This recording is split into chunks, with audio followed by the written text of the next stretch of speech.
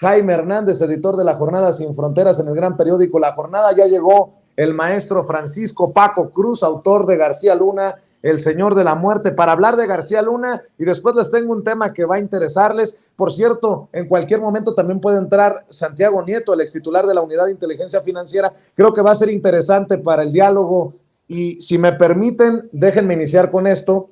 El expresidente Felipe Calderón decidió cancelar a última hora su participación en el primer diálogo atlántico por la democracia organizado por la fundación del exmandatario español José María Aznar, con quien fue a la peda por el cumpleaños de Aznar, 70 años hace unos días, la misma que le sirvió para conseguir una visa de residencia en España por 2 años. Desde la sentencia condenatoria a Genaro García Luna, quien fue secretario de Seguridad Pública en su sexenio, Calderón rehuye de los foros abiertos al público. De hecho, la última vez que se le vio en Madrid fue en la fiesta de lujo, precisamente organizada con motivo de los 70 años de Aznar, que celebró en un salón del Teatro Real y al que acudieron representantes de la derecha y la ultraderecha española y empresarios acaudalados. Bueno, pues estoy leyendo de La Jornada y fíjese cómo son las cosas. Ya le contestaron al periódico La Jornada desde la oficina de Felipe Calderón para refutar esta idea de que está relacionado esto con el caso de Genaro García Luna. Y lo publicaron como debe de ser en La Jornada, dice: aclaración de la oficina del expresidente. Y le envían este comunicado, esta carta a Carmen Lira, la directora de La Jornada. Dice: señora Carmen Lira, directora general de La Jornada, con relación a la nota titulada "Aplazan indefinidamente en España las clases de Felipe Calderón", me permito hacer las siguientes precisiones. Contrario a lo que falsamente refiere la información publicada, el cambio en el programa del acto respecto a la participación del expresidente Felipe Calderón Hinojosa fue acordado con suficiente antelación y no de improviso. Además de que el instituto tiene por práctica no publicar el calendario de sus actividades con innecesaria anticipación, la modificación permitió dar espacio a la presidenta de la Comunidad de Madrid, Isabel Ayuso, y a que el licenciado Calderón pudiera cumplir con compromisos de trabajo en Londres. Con compromisos de trabajo, válgame Dios. Lamentamos que se descontextualice el hecho y se pretende engañar a la opinión pública con datos imprecisos. Como usted sabe, el Instituto Atlántico de Gobierno, por conducto de su presidente José María Aznar, invitó al expresidente Calderón a colaborar en diversos proyectos académicos orientados a examinar la situación política y económica de Iberoamérica. Las actividades académicas del exmandatario Calderón con el instituto continúan conforme con lo acordado y no se han suspendido. Sin otro particular, le solicito la publicación de la presente y firma Miguel Ángel Sosa Román, director de comunicación de la oficina del expresidente Felipe Calderón Hinojosa. Qué extraño que mis compañeros no lo hayan puesto en pantalla, pero bueno. Primero, ¿clases de qué? Me pregunta Toño. ¿De asociación delictuosa? ¿De lavado de dinero? Mi querido Paco, conste que esto no tiene nada que ver con lo del veredicto de culpabilidad contra García Luna, su cómplice. Conste que la ausencia de Margarita Zavala, que ya regresó por fin a la Cámara de Diputados, a su chamba, nada tiene que ver con un control de daños, ni de medirle el agua a los camotes. ¿Les crees? Yo no. Mi querido Paco, te escucho. Vicente, buenos días. Jaime, ¿cómo estás? Fin de semana, pero mira, Vicente, hablando de tacos ahorita que no he desayunado, por favor, no seas cruel, Vicente, pero bueno, mira, no, te voy a decir primero, pues si piensa Vicente, discúlpame, Vicente, piensa Felipe Calderón que estamos como en su sexenio, nos estamos chupando el dedo, ¿sí? Piensa que todavía cuenta con esa gran complicidad para seguirnos engañando. Sí, la verdad es que, mira, ¿cómo se puede parar en un foro abierto ahorita? ¿Cómo lo van a ver? Solo de dos formas, y lo voy a decir porque alguna vez lo platicamos y así te lo dije. O lo van a ver como bien pendejo, porque no sabía nada, ¿sí? Siendo el presidente de un país en el que el presidente lo sabe todo históricamente, en el que desde la oficina presidencial se controlan todos los asuntos y teniendo a su disposición un aparato de inteligencia que tenía en sus archivos los expedientes de García Luna, por lo menos uno tenían, por lo menos un expediente criminal de Genaro García Luna lo tenían. ¿Cómo puede pararse ahí de frente y decir no sabía nada? Y dos, ¿cómo va a decir? No, pues soy cómplice. En el momento que diga que es cómplice, pues ahí tiene a los gringos. No importa que esté en España, van por él. Quiero ver que diga que es cómplice, que sí sabía, y que los gringos se hagan, entonces sí, se hagan patos y digan, no, pues ahí lo dejamos. No, él va a pasar a la historia, ya lo vimos, va a pasar a la historia como un tipo bien pendejo, pero no va a querer que Genaro García Luna lo denuncie. Por eso hay muchas cosas, mira, es un tema que es como una telaraña. Genaro García Luna está asumiendo las culpas de todos. Pero al mismo tiempo en México se dan una serie de procesos y de pasos para proteger primero a su esposa y luego a todos sus cómplices.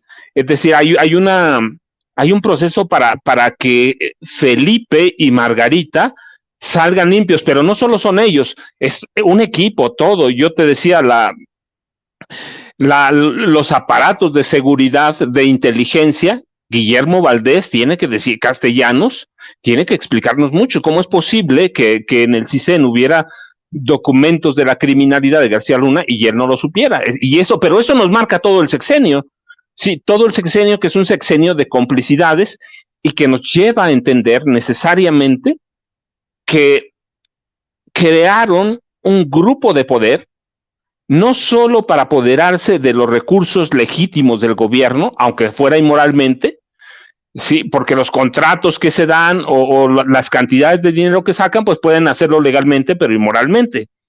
Pero también apoderarse de la economía subterránea, que en este país, por lo menos en el sexenio de Calderón, manejaba al menos 50,000 millones de dólares por año. Entonces ellos es un grupo completo que conocía todos los mecanismos para hacerse de dinero. Felipe y su familia lo probaron desde la Secretaría de Energía, ¿te acuerdas? Toda su familia se enriqueció, empezando por los hermanos de Margarita, a través de sus empresas de venta de tecnología o desarrollo tecnológico, todos, y llegando al gobierno, todos. Pero si es la familia, pues tiene que haber un grupo que los respalde, un grupo que los apoye.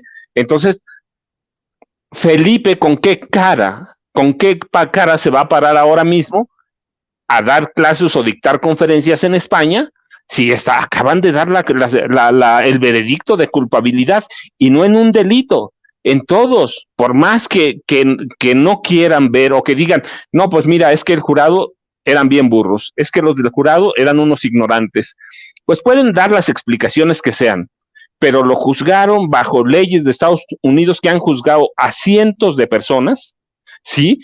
A decenas de miles, si nos atenemos a las estadísticas, decenas de miles. Y en ese sistema de justicia que ha funcionado en un país que es un imperio, encontraron culpable a su hombre más cercano, a su hombre de confianza, al hombre que lo hizo presidente. Entonces, ¿cómo se va a parar? Pues sí, nos vamos a seguir chupando el dedo, Vicente, Jaime. Así es, y bueno, por un lado, porque Jaime es editor de La Jornada Sin Fronteras en el gran periódico La Jornada, queda claro que en la oficina de Felipe Calderón sí leen La Jornada. Saludos a Carmen Lira, precisamente directora general de La Jornada. Y otra cosa, Jaime, a pesar de que la Unidad de Inteligencia Financiera ha destapado, ha definido la red de complicidades y de corrupción, hay que decir también que vía amparos, García Luna y su círculo han recuperado más de la mitad del dinero que había bloqueado la Unidad de Inteligencia Financiera. Por eso es tan importante que llegue a la cita Santiago Nieto, ex titular de la UIF, porque estos congelamientos, estas investigaciones se iniciaron cuando Santiago Nieto era titular de la UIF. Dicen en la Unidad de Inteligencia Financiera que a través de amparos se ha desbloqueado más de la mitad del dinero que en un inicio se congeló en el caso de Genaro García Luna, a quien se le acusa de encabezar durante más de 20 años redes de corrupción que terminaron en peculados y contrataciones indebidas. Vía judicial, García Luna, personas y empresas que la UIF vincula con él, han recuperado todo ese dinero. Vía judicial, pues confirma la UIF lo que hemos venido diciendo, mi querido Jaime. Las redes de intereses reaccionan desde este poder judicial que tanto nos debe a los mexicanos. Sí, yo creo que aquí ha quedado demostrado que las dos trincheras más importantes de la derecha y del antiguo régimen son el Poder Judicial y el Instituto Nacional Electoral. ¿Qué es lo que tienen en común estas dos instituciones? Lo que tienen en común es que interpretan como les dé su gana la ley, de forma discrecional. El presidente hablaba precisamente en la mañana al tratar de explicar cuáles son los cambios sustanciales que se van a dar en el INE. Y el reportero que estaba tratando de forma insistente cuestionar estos cambios, pues el presidente hizo algo que hace de manera magistral, obligar a ver a esta gente, a ver por el espejo retrovisor, decir, a ver, esto puede incurrir en ilegalidades, bueno, ¿y qué pasaba antes? Basta con poner una fotografía de un antes y un después en el caso del INE y también poner una fotografía del antes y un después en el aparato judicial. Antes se perdonaba todo. Los machuchones políticos, los abogados con conectes en la Suprema Corte, libraban todo, todo, todo, todo. No caía ningún criminal. Y podemos encontrar antecedentes desde, por ejemplo, cuando se le descongelaron las cuentas a Raúl Salinas de Gortari, por un escándalo relacionado precisamente por su asociación con los cárteles de la droga. Imagínate desde cuándo viene esta práctica de la Suprema Corte de Justicia de siempre sacarle las castañas del fuego a los machuchones, a los Jaime, corruptos. Dime. Jaime, ¿por qué no le preguntamos a Santiago Nieto? Permítanme hacer este paréntesis que les proponía y siéntanse en la libertad, mi querido Jaime, mi querido Paco, porque ya llegó Santiago Nieto, ex titular de la Unidad de Inteligencia Financiera, hoy encargado del despacho de la Procuraduría General de Justicia en el estado de Hidalgo. Le agradezco mucho, doctor, que nos acompañe. ¿Cómo le va? No escucho al doctor Santiago Nieto, a ver si me ayudan. Perfecto, sí, un saludo a todos por allá. Gusto Gracias, estar, doctor. Vicente, nuevamente con ustedes. Oiga, lo estamos molestando porque nos resulta difícil digerir. No me imagino a Santiago Nieto qué tan difícil le resulta digerir que el Poder Judicial está beneficiando a los malandros, a los presuntos delincuentes, a los presuntos cómplices de Genaro García Luna, que en algún momento sintieron la mano dura, por así decirlo, de la Unidad de Inteligencia Financiera cuando Santiago Nieto era titular. ¿Cómo ve, doctor, que les empiecen a descongelar las cuentas a estos que forman parte del entramado de García Luna, mientras en Estados Unidos aseguran 19 propiedades de la red de Genaro García Luna por allá en Florida? En México, esta red que tejió para su beneficio, vía amparos, pues han recuperado más de la mitad de los dineros que se habían bloqueado.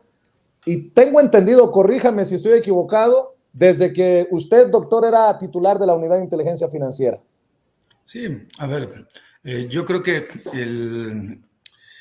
todo tiene que ver con un enlace de naturaleza económica. Dice el presidente, dice con razón que cuando algo no suena lógico, suena metálico.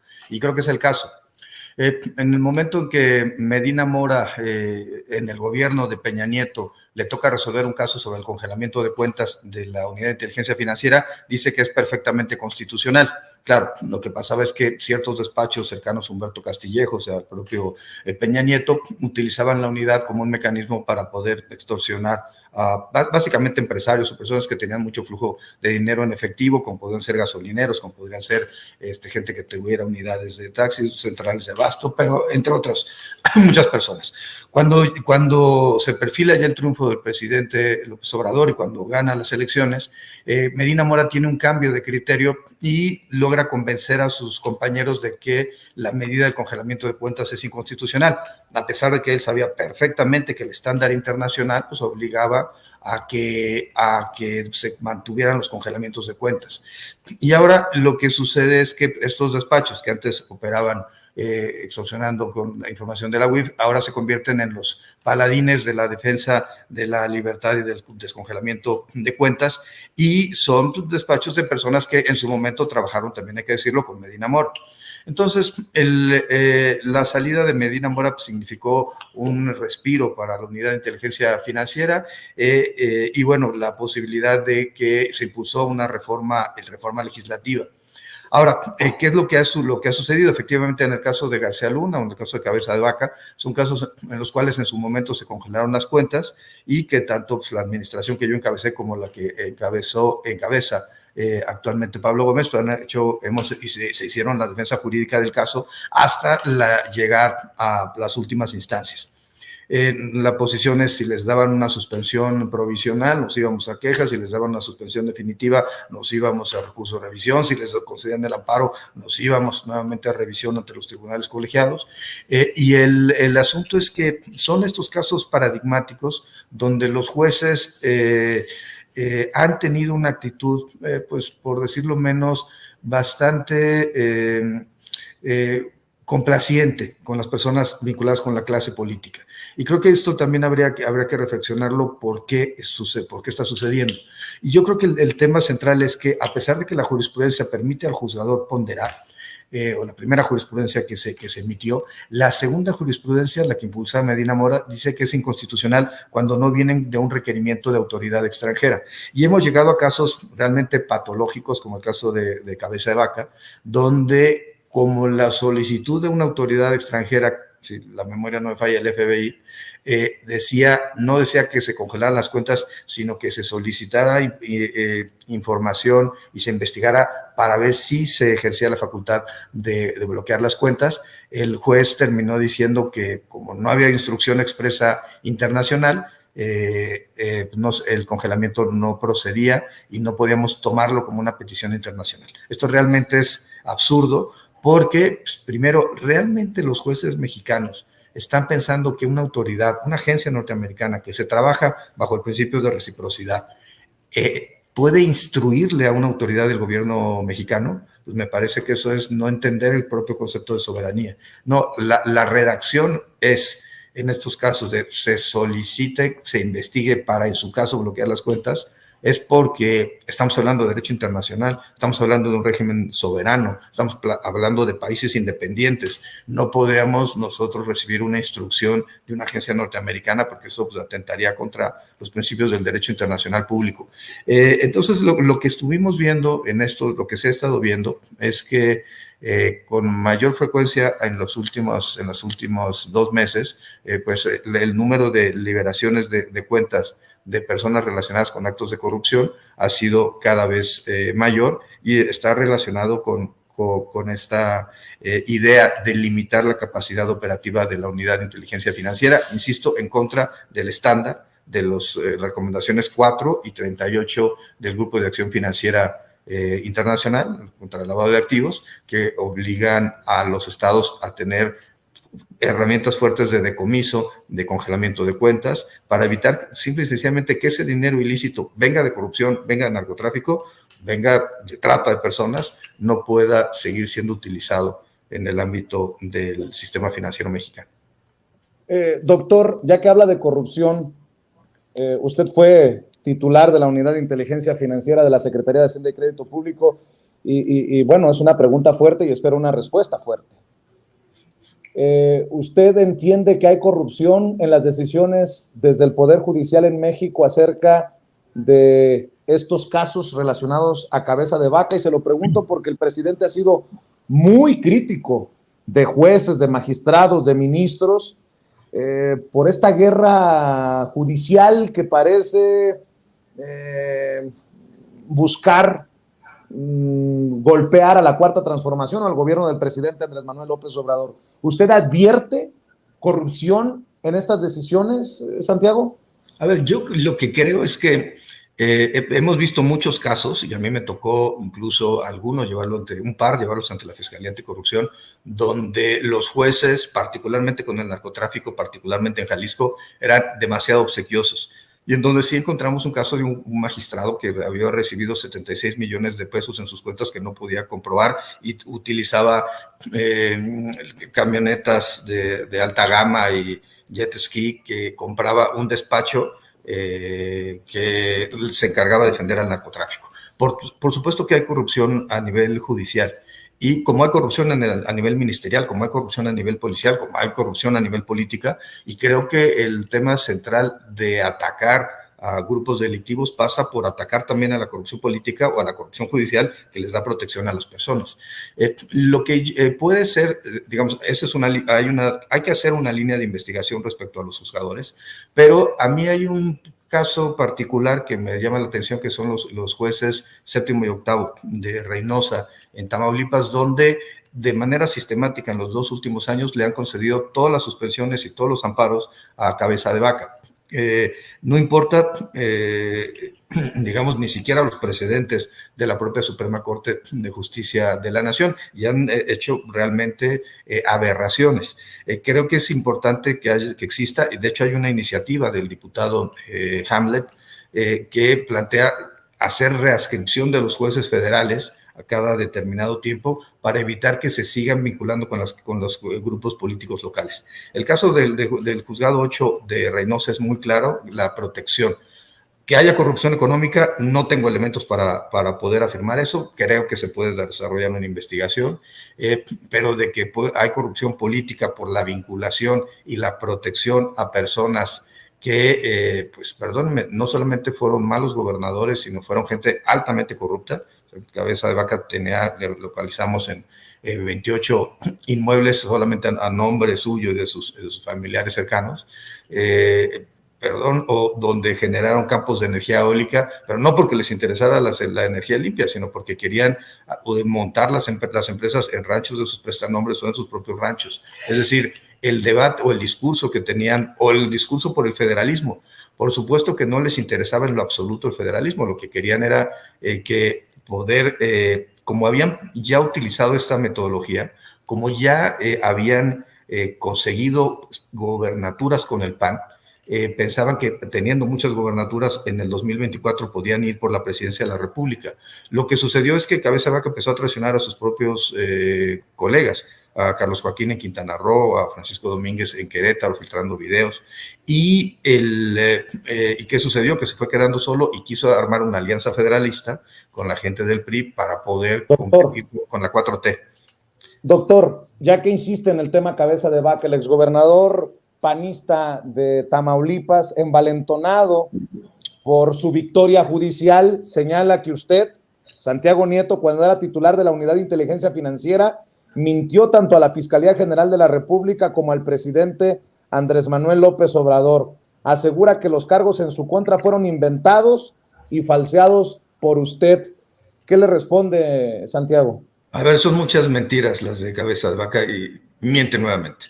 El primer tema que hay que poner sobre el punto es que no hay ninguna falsificación de documentos. El argumento de Cabeza de Vaca es que yo presenté un oficio que me había dirigido a una agencia, el FBI, ya lo referí hace un momento, que venía firmado por el titular. No voy a dar el nombre por el deber de confidencialidad de lo mismo, el director en México. Y él presentó un escrito en donde venía una firma distinta a la que yo había planteado. Solamente que lo que se le olvida mencionar es que antes de la firma hay una antefirma que pone A.D. Esto es Acting Director. Y para alguien que nació en McAllen, perdón, ni modo que no sepa, que es la forma como en Estados Unidos se pone el por ausencia que nosotros utilizamos. ¿Qué significó eso? Que el documento que él tiene lo firmó un subordinado del director del FBI en México y por eso tiene el PA y por eso se trata, el AD, perdón, y por eso se trata de una firma distinta. A partir de ahí, él le miente con los mensajes que manda al presidente, con los mensajes que mandó a la Secretaría de Gobernación, diciendo que estaba el documento falsificado, lo cual es absolutamente falso. El documento es real y se encuentra el acuse respectivo, evidentemente, pues, en la Embajada Norteamericana. Y también hay que recordar lo que no fue el único documento que mandó Estados Unidos. También por la red Egmont mandó otro documento que está registrado de que viene desde Estados Unidos por una cuenta cifrada a la cuenta mexicana de la UIF y que forma parte pues, del expediente que se ventiló. Una segunda mentira es que haya sido exonerado. Él no fue exonerado en ningún momento. Se le concedió un amparo que revoca una orden de aprehensión en donde el tema era la orden de aprehensión por lavado de dinero y por defraudación fiscal respecto a un inmueble, un departamento que él había adquirido con el dinero que se le pagó en teoría, por las reformas estructurales. Acuérdense que Peña Nieto pagaba a los senadores y a los diputados por las reformas estructurales con dinero en efectivo, y ese dinero fue utilizado a partir de empresas fachada para la compra de este departamento, que después lo venden en 42 millones de pesos a otras empresas también fachadas que se correlacionaban por él. Entonces, no está exonerado. Hay 2 carpetas en la Fiscalía General de la República, en FEMDO y en Anticorrupción. Hay 3 carpetas en Tamaulipas y puede seguir el proceso en su contra en cualquier momento. Creo que sí no lo noto evidentemente envalentonado, pero ojo, no está aquí.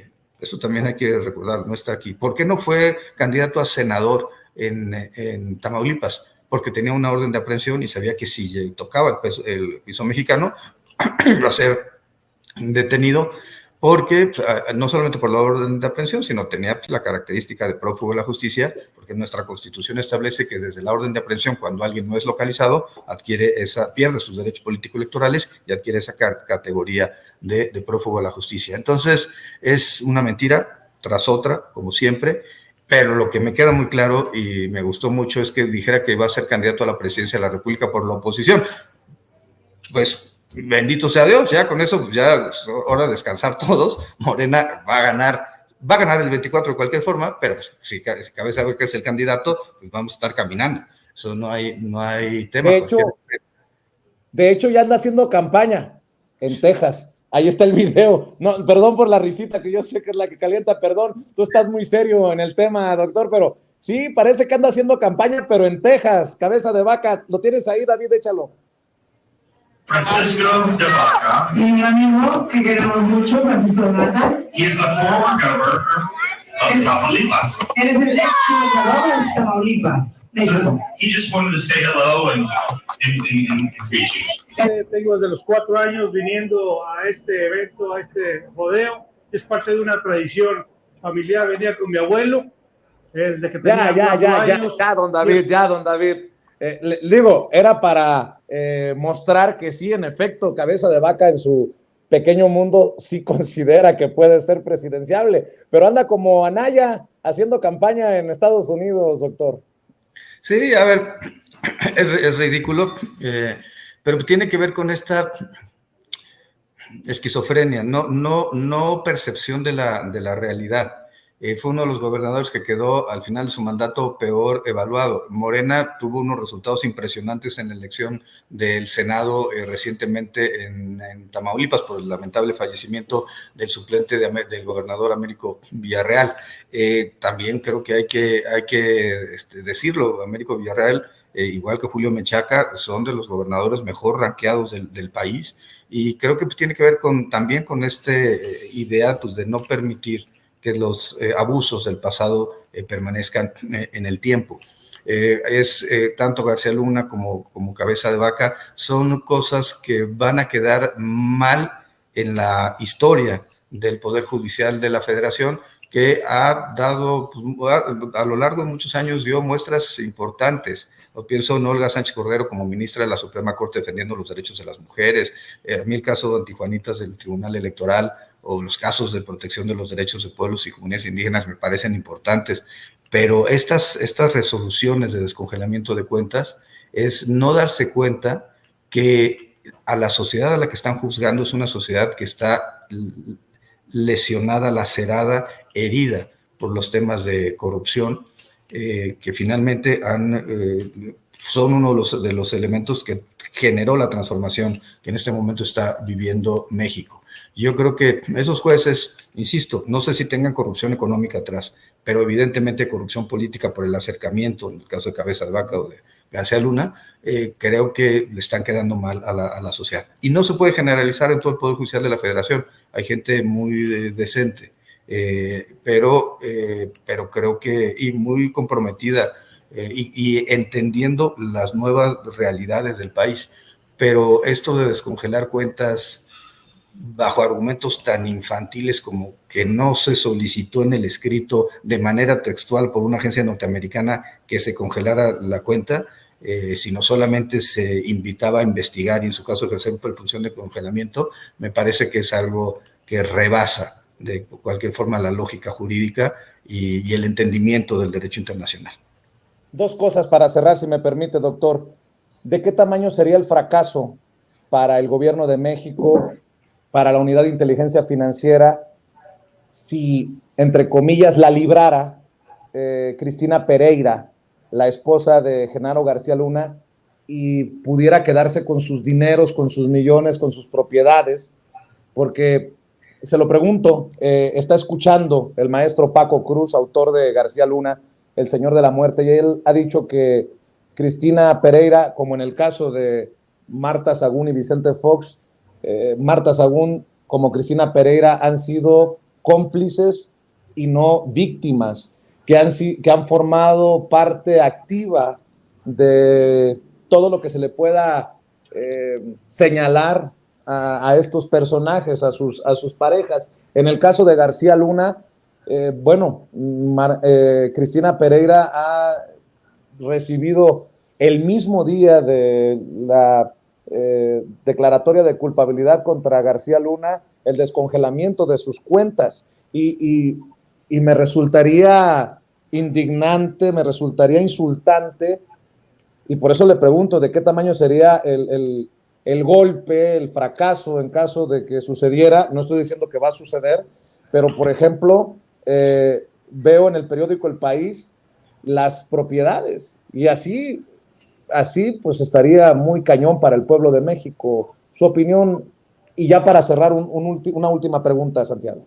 Sí, a ver, en este punto en particular, la batalla se está dando. Además es una batalla del Estado mexicano, es la Fiscalía General de la República, es por supuesto la Unidad de Inteligencia Financiera, finalmente la demanda, pero yo creo que también hay que decir que esto no ha terminado. Esta GLAC, que era una de las empresas de García Luna con la esposa, recibió 32 millones de pesos para un diagnóstico, hacer un diagnóstico sobre la Fiscalía Antisecuestro de la Procuraduría General de Justicia de la Ciudad de México en la época de Mancera. Entonces, me parece increíble que eso pueda costar un diagnóstico. Por tanto, pues, evidentemente era algún pago, algún favor de naturaleza política. Y también lo importante es que en la demanda que se presentó desde mi época en los tribunales de Florida, la demanda era, el dato que tenía el despacho que fue contratado eran unos 250 millones de dólares, más habría que sumarle los 200 millones que vimos en la operación ilegal de Nunback en México, de dólares estoy hablando, y mi sucesor ha planteado que los datos que tienen ellos actualizados son de 700 millones de dólares. Esto no es menor, y creo que es importante, por tanto, que se prosiga con ese asunto en Estados Unidos. ¿En qué vamos en este momento? Alguna vez ya lo habíamos platicado tú y yo. Ellos presentaron una motion to dismiss para bajar el procedimiento. Se les negó, apelaron y estamos esperando. Yo creo que en marzo a finales de este mes, estará resolviéndose ese asunto ante la propia, los cortes de Florida, para poder continuar con el juicio y finalmente recuperar los activos que García Luna se llevó a Panamá y de Panamá a Estados Unidos. Para cerrar, Santiago, y agradecerle, doctor, su tiempo, dijo el presidente ayer, creo que fue ayer, antier, lo señaló en la mañanera, que no hay una denuncia especial ante la Fiscalía General de la República contra Felipe Calderón. ¿Qué sabe usted, Santiago, de alguna investigación, de alguna denuncia contra Felipe Calderón?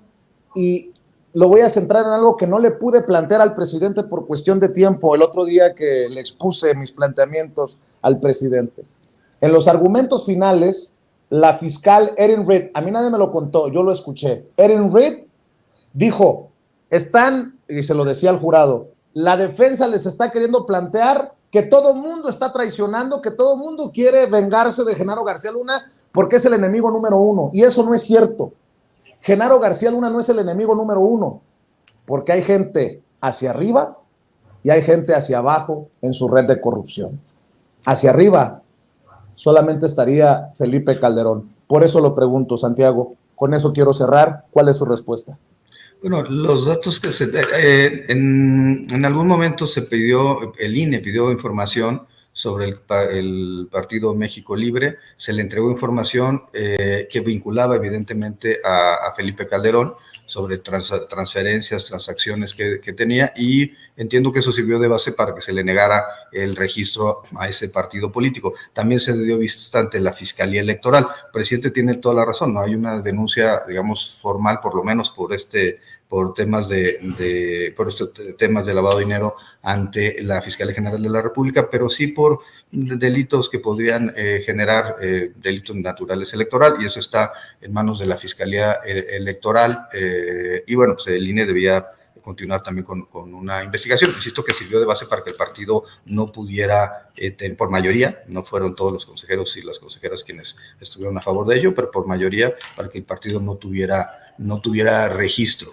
Y creo que finalmente, creo que la Fiscalía tendrá que dar respuesta a esta pregunta, pero yo creo que lo importante es también revisar hacia el pasado, de lo que ya se cuenta prescrito, por el simple paso del tiempo, porque es importante tener una comisión de la verdad, lo hemos platicado tú y yo, que permita explicar todo el nivel de corrupción que se vivió en los últimos sexenios en el país, que generó esto, las enormes desigualdades que tenemos y el debilitamiento del Estado de Derecho. Corre, doctor, te agradezco tu generosidad, sé que tienes muchos compromisos y te mando un abrazo, éxito por allá en Hidalgo. Abrazo.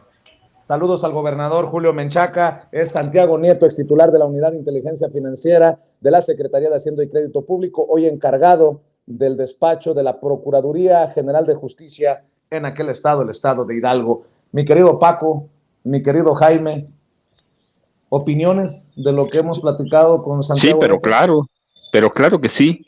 Pero mira, estaba Jaime, ¿qué te parece que lo de Jaime? O bueno, lo digo yo como quieran.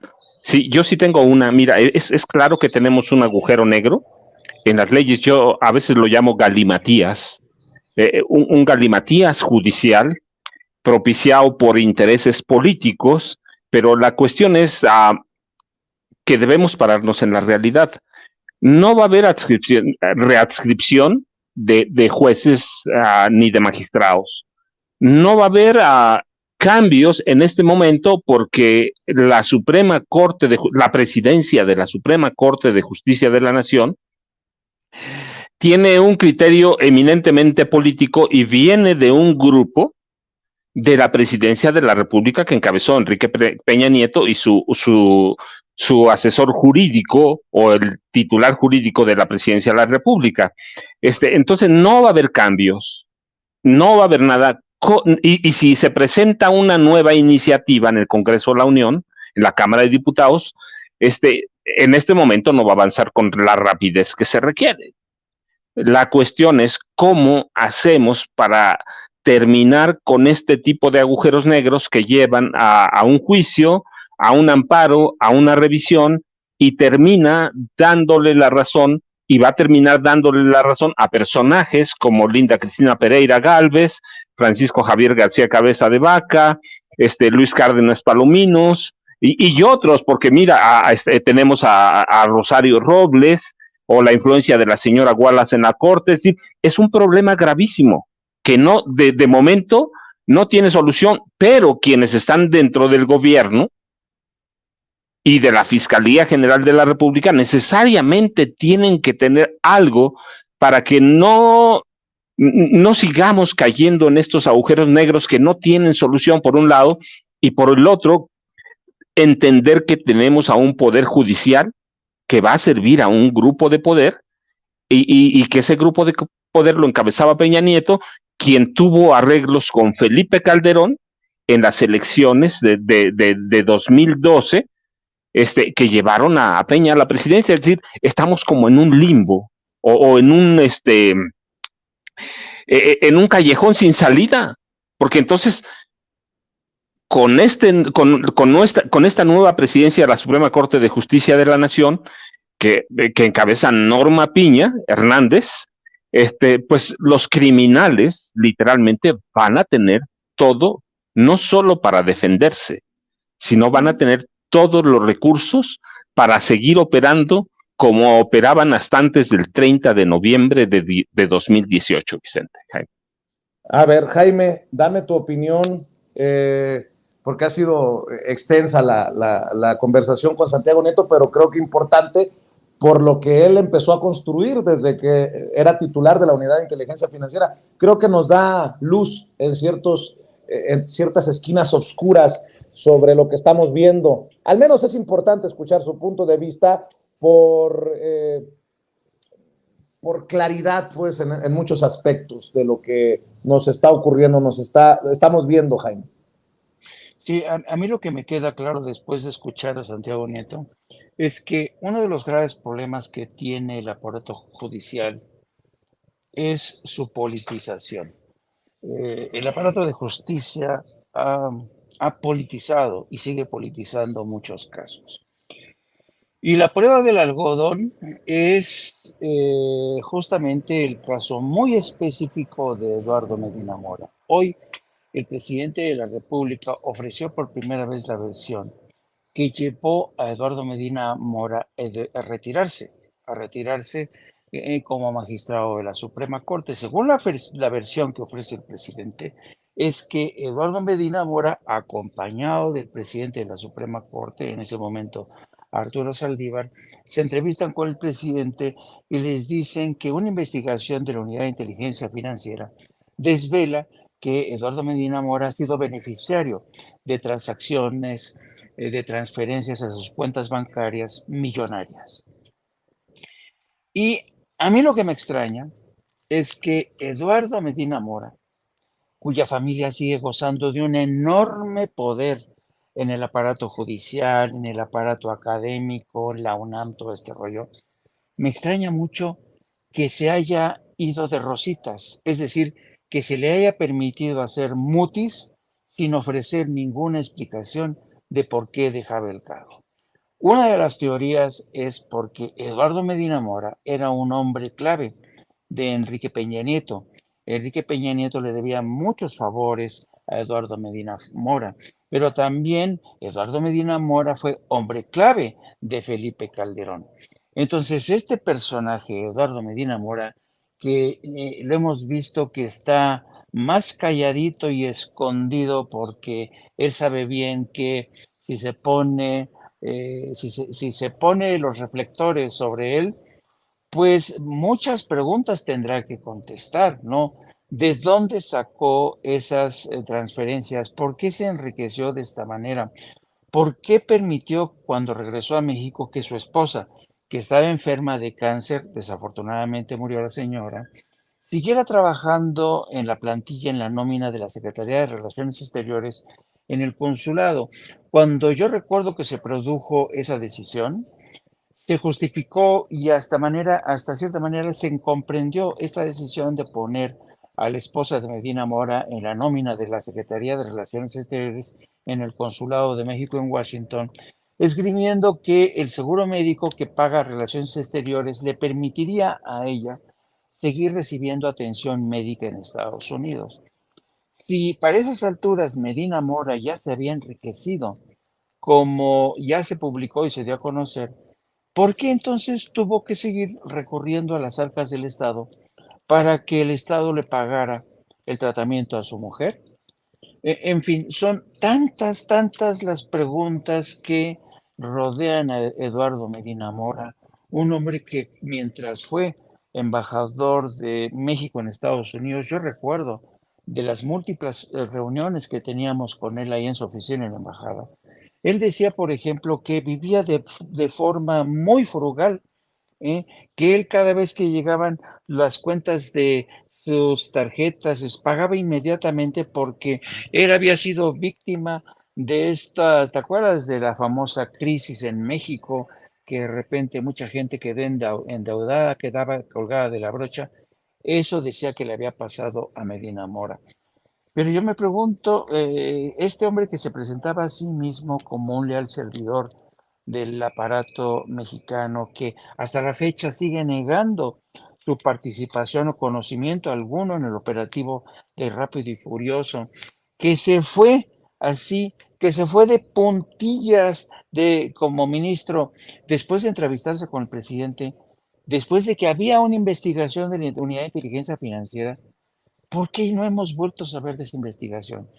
El presidente Andrés Manuel López Obrador decidió que se fuera en silencio, decidió como un último favor a Enrique Peña Nieto que Eduardo Medina Mora se escondiera, se retirara del mundo de la política y del aparato judicial a cambio de que salvaguardara lo quizá mal habido, no estoy diciendo que haya sido bien mal habido, lo que quizá podría haber sido y que seguramente es un enriquecimiento inexplicable, son de estas cosas que, insisto, que las ha traído a colación de una manera u otra Santiago Nieto, porque para confirmar lo que ya sabemos todos, que el aparato de justicia, que ahora exige ser una suerte de ínsula barataria, una suerte de entidad autónoma es el feudo del aparato judicial, pero este aparato judicial que reclama tener su propio feudo, de tiro por vuelta, politiza la justicia e interviene en la política. Entonces, yo creo que mientras los magistrados y la señora Norma Piña meta la mano en procesos sospechosos con descongelamiento de cuentas que benefician a aliados políticos, con absoluciones que benefician a personas que formaron parte del antiguo régimen. Francamente, la gente ya está harta de esta práctica de la justicia y Claro. lo que ocurre, como suele ocurrir, es que el aparato de justicia ahora se declara víctima del ataque constante del presidente de la República desde la mañanera. Hoy se sabe que la unidad de inteligencia cibernética de la Guardia Nacional está haciendo un peinado, un rastreo para encontrar quiénes han amenazado a Norma Piña en las cuentas, a través de las cuentas de Twitter.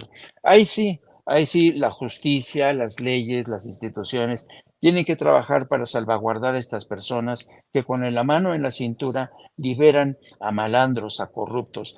Eso es lo que en lo personal a mí me pudre, me indigna, como estoy seguro que ocurre con muchos mexicanos, querido Vicente. Para cerrar, maestros, un tema que no podemos dejar pasar. Así como en algún momento analizamos, desmenuzamos las acusaciones contra Ili Ortiz, el dueño del periódico El Universal, que surgen de señalamientos de testigos cooperantes en el juicio contra Genaro García Luna.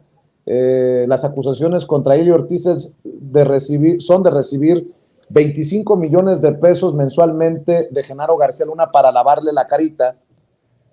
Pues hoy hay señalamientos y hay que decir también que muchos callaron o hasta defendieron al periódico El Universal, o muchos que se hicieron tontos con los señalamientos allá en Nueva York. Hoy hay señalamientos contra el dueño, pero del periódico Reforma. Y yo pregunto, ¿solo seremos los medios independientes como Sin Censura? ¿Solo serán periodistas independientes como Paco Cruz, como Jaime Hernández, los que hablen de estos temas? ¿O podemos aspirar a leer a Sergio Sarmiento, a Denise Dresser, a la propia Carmen Aristegui, a los personajes que escriben o han escrito en el periódico Reforma? Los vamos a leer analizando esta situación. Juan Alberto Vázquez, quien tengo entendido cubrió el juicio a Kid Raniere, el líder de la secta sexual NXIVM, que investigó y publicó su libro La secta que sedujo al poder en México, de acuerdo a Jesús García, periodista independiente del periódico La Opinión en Estados Unidos. Juan Alberto Vázquez informa que desde prisión Kid Raniere dice que el dueño del periódico Reforma lo quiere matar. En carta escrita de su puño y letra con motivo de una demanda civil que entabló contra el fiscal Merrick Garland y el exdirector Colette Peters.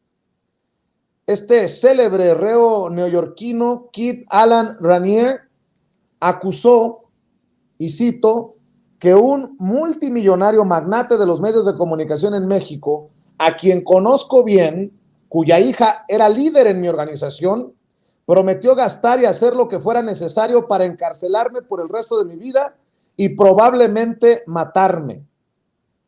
Dice Juan Alberto Vázquez que Keith Raniere se refiere a Alejandro Junco de la Vega, dueño del periódico Reforma, cuya hija Rosa Laura Junco fue discípula del acusado e incluso formó parte del primer círculo de lo que en la organización NXIVM se conocía como esclavas sexuales.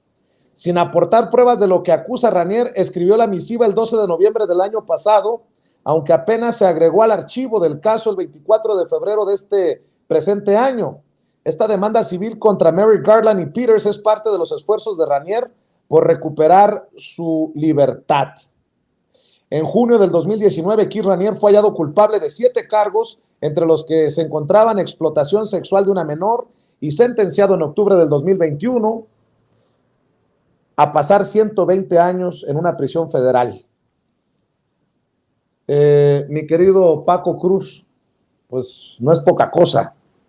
¿Qué piensas de esto? Pues, mira, te lo voy a poner en términos claros. Es como parir chayotes, pedir que otros periodistas de aquellos viejos, de los medios corporativos, publiquen algo. Recuerda, vivimos hace mucho y viene todo, es que todo es parejo, todo va en ese bulto de lo que se dilucida hoy en el sistema político mexicano, después de lo que se vive en el juicio a Genaro García Luna en una corte federal en Nueva York. Vivimos en un sistema de cuotas, colusiones o complicidades, en el que todos se protegen y cuando hay una crisis se protegen más. En este momento vivimos en una especie de crisis que afecta a los medios tradicionales. En el juicio a Genaro García Luna se protegieron todos. Yo me pregunto, ¿quiénes de esos periodistas monstruos, les llamo yo, se va a atrever a publicar que Rosa Laura Junco es parte de la cadena de trata de blancas, que ella misma era una tratante de blancas para servir o para surtir de esclavas sexuales al líder de la secta NXIVM? Pero no solo ella, a ver quién se va a atrever a involucrar al hijo del presidente Carlos Salinas de Gortari. Si tenemos a dos personajes, a dos juniors, el hijo del presidente Carlos Salinas de Gortari y a la hija del dueño del periódico Reforma. Es decir, solamente van a tocar el tema a menos que sea necesario y lo van a hacer con pétalos de rosa, lo van a hacer con mucho o con extremo cuidado. Nadie se va a atrever porque todos tienen cola que le pisen, no solo porque les pisen a ellos. Yo quiero ver qué periódico se atreve, digamos, por ejemplo, el Universal, que se atreva a tratar el tema de trata de blancas de Rosa Laura Junco, y también tiene juniors, es decir, todos los dueños de los periódicos en este país, que son viejos, que son los mismos, tienen una cola que les pisen, y tienen juniors que eventualmente se van a hacer cargo de sus medios de comunicación. Así que nadie va a tocar a ella, nadie va a tocar al dueño de Reforma, que además, bueno, recuerda, tiene un historial ahí bastante oscuro con su papá. Entonces, ¿quién va a tocar? ¿Quién se va a atrever a decir que ella era una tratante de blancas y que debía estar entre la justicia, y que ahí estaba el hijo del presidente Carlos Salinas de Gortari también? Es decir, es un tema delicado que afecta a los grupos de poder y por lo tanto que afecta a todo el viejo periodismo corporativo de este país y a los comunicadores nuevos que sirvieron, son los mismos que venían con Carlos Salinas de Gortari. Es parte de mi generación que nacimos a la información, algunos antes, unos después, pero con la crisis de José López Portillo y de Miguel de la Madrid en 82. Entonces, ¿quién se va a atrever a tocarlos si todos tienen una cola que le pisen? Yo creo que nadie va a tocar.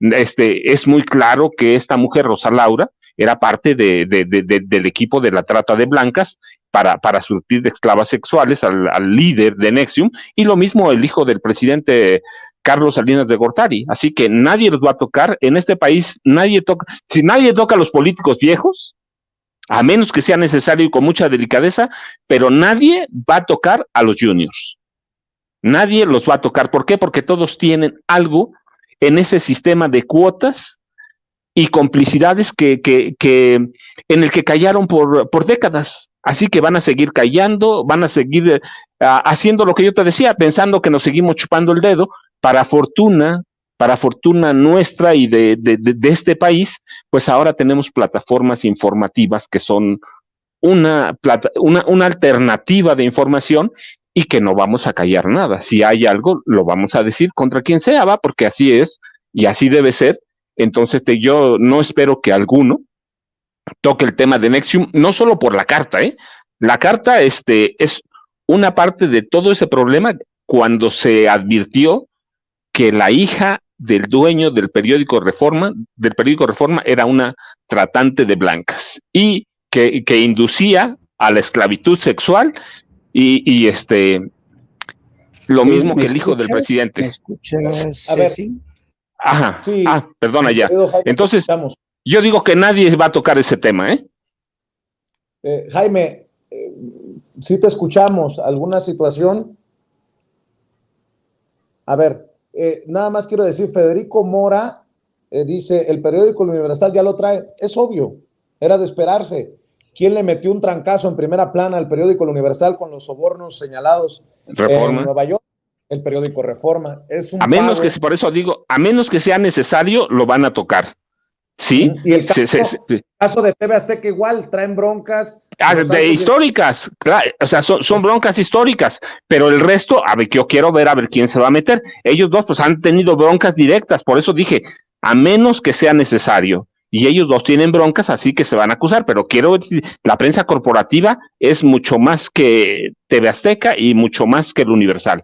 Es una prensa muy grande, en el país son más de 700 medios, para ser preciso, que estaban ahí reunidos en la mesa cuando se trata de hacer acuerdos con el gobierno, sobre todo los gobiernos de Peña y de Felipe, del PRI y del PAN. Así es, mi querido Jaime, a ver si te escuchamos, por ahí escuchaba a Jaime, preguntaba si lo oíamos, si te escuchamos, Jaime, y nada más para también ir con tus opiniones. Juan Alberto Vázquez, quien investigó, estuvo en el juicio y ha escrito un libro sobre esto, dice, no es la primera vez que Ranier muestra temor por Junco. En el 2017, en una llamada que se hizo pública, Emiliano Salinas, el hijo de Carlos Salinas de Gortari, pide al coach Tony Saratini que trate de platicar con Alejandro Junco después de que Tony devino disidente y Ranier buscara demandarlo. Saratini se enfadó al saber que Ranier, en ese momento, a punto de convertirse en prófugo de la justicia, marcaba a las mujeres con sus iniciales en la cintura. Yo puedo tener esa plática con Alejandro, en referencia a Alejandro Junco de la Vega, pero que quede claro que yo no puedo controlarlo, le aclaró Tony a Emiliano Salinas. Así que, mi querido Jaime, también escucho tus opiniones para cerrar, maestro.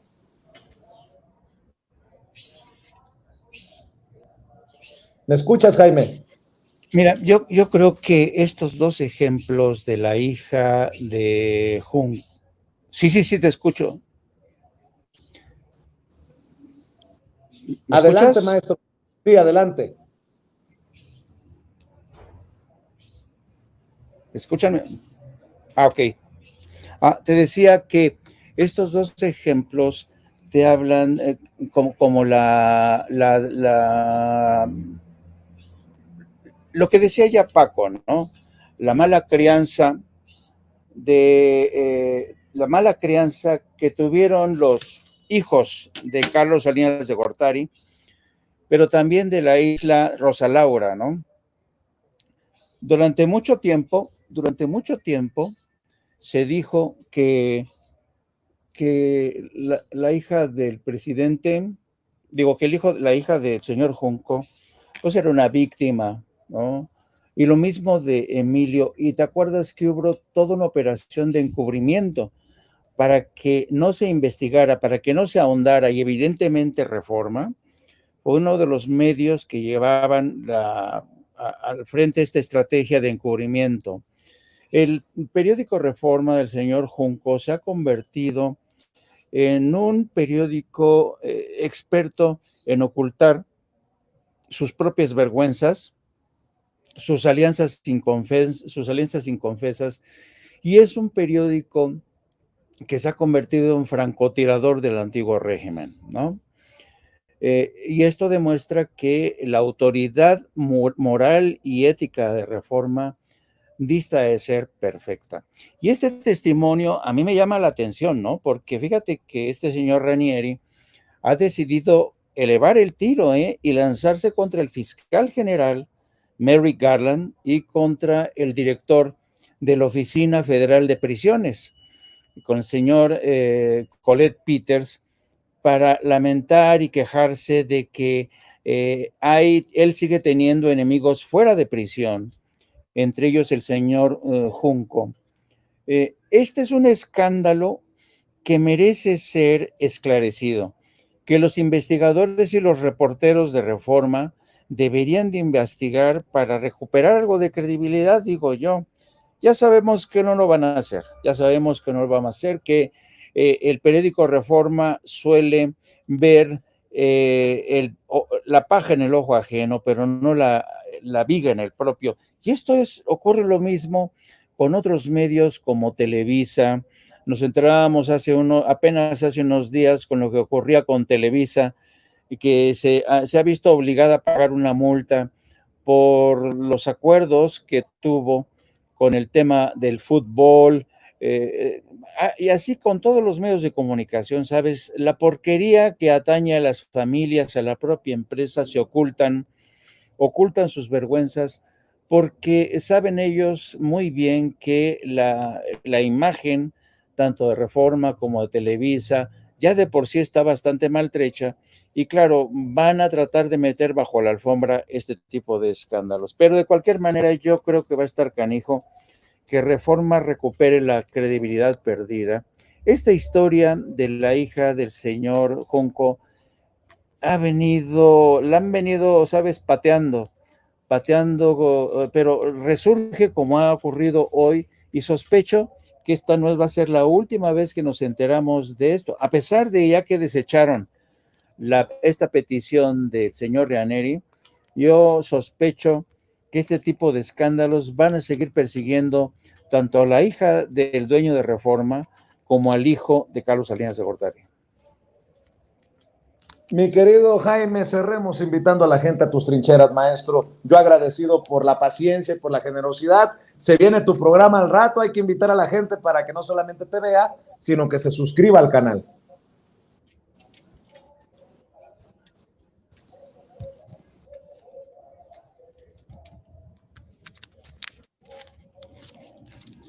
Así es, querido Vicente, te agradezco como siempre tu apoyo, tu respaldo. Dentro ya de una hora y algo vamos a entrar al aire en No Apto para Cínicos. Les pido que se suscriban y por favor también no dejen de seguirme a través de las redes sociales @Jaime Journo y a través de la sección de la Jornada Sin Fronteras. Le mando un abrazo a nuestro querido amigo Paco Cruz y nos vemos más tarde. Claro que sí, te mando un abrazo, Jaime. Mi querido Paco, también cerremos invitando a la gente a tus redes sociales, agradecido y lo que le sigue, y ojalá que la gente siga buscando García Luna, el Señor de la Muerte, y al pendiente de tu próxima obra, tu próximo bebé, mi querido Paco. Pues aquí poniendo chayotes, como dicen, pero no, mira, primero vamos a ir con Jaime en No Apto para Cínicos, y luego vamos, ya sabes, @Paco Cruz Jiménez, y en Twitter, Francisco Cruz Jiménez en Facebook. Yo les agradezco mucho, Jaime, un abrazote, nos vemos al rato. Vicente, ya dijiste tú, empezando el programa, empezando nosotros, empezando la mesa, vamos por los tacos, pues vamos por los tacos, es viernes, así que vamos a desayunar. Los tacos y el cuerpo lo sabe. Provechito, maestro, provechito, nos vemos, que pasen. A los dos, hasta luego. Y bueno, vamos a esperar a nuestro próximo invitado, pero ¿cómo